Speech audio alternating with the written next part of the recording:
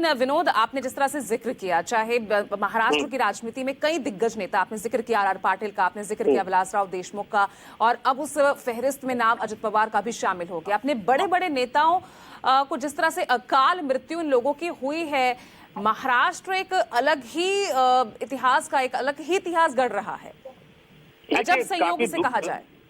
काफी दुख के साथ कहना पड़ रहा है कि देखिए, सबसे पहले 2014 का जब लोकसभा चुनाव हुआ था, उसके बाद वहां पर मंत्री बने थे गोपीनाथ मुंडे, सड़क हादसे में उनकी वहां पर मौत हो गई थी। महाराष्ट्र का ये सबसे बड़ा लोक नेता था, उनका वहां पर निधन हो गया।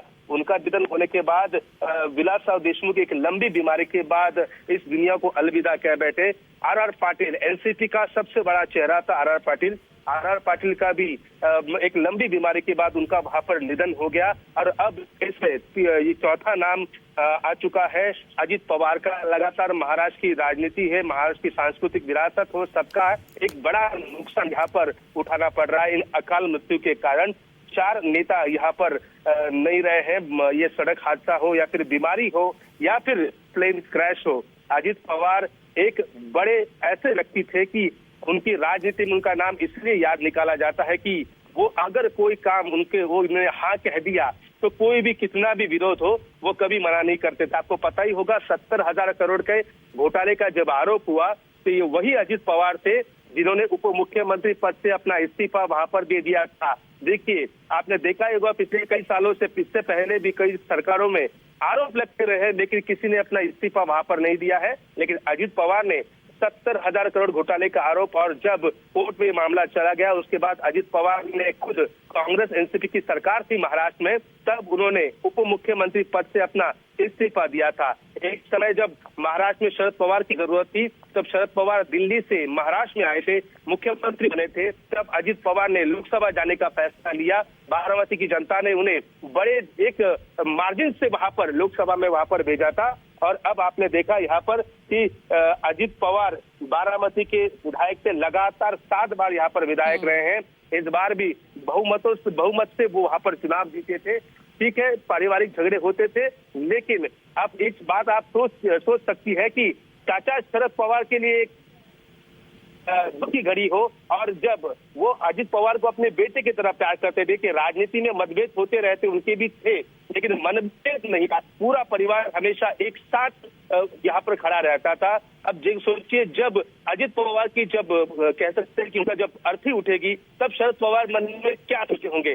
जिस अजित पवार को शरद पवार ने बनाया, और वही अजित पवार अब फिलहाल नहीं रहे हैं। शरद पवार के लिए, सुप्रिया सुले के लिए, सुनेत्रा पवार के लिए, उनके बेटे पार्थ जय हो, इन सब के लिए एक बड़ा, ये कह सकते हैं कि बड़ा ये कह सकते हैं कि एक बड़ा हादसा है उनके लिए। ये मुश्किल लग रहा है। अजित पवार परिवार में शहीद थे।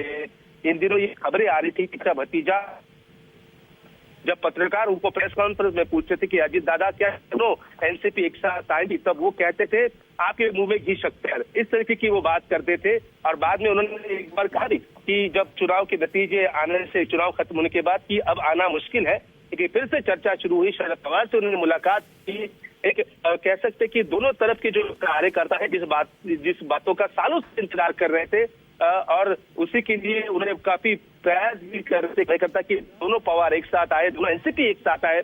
ये आने से पहले ही कह सकते अजित पवार यहाँ पर अलविदा कहकर अपनी अंतिम यात्रा के लिए निकल चुके हैं। दर्दनाक भाषा, आपने वीडियो फुटेज भी देखा होगा कि किस तरीके से पूरा फ्लाइट वहां पर जला हुआ है।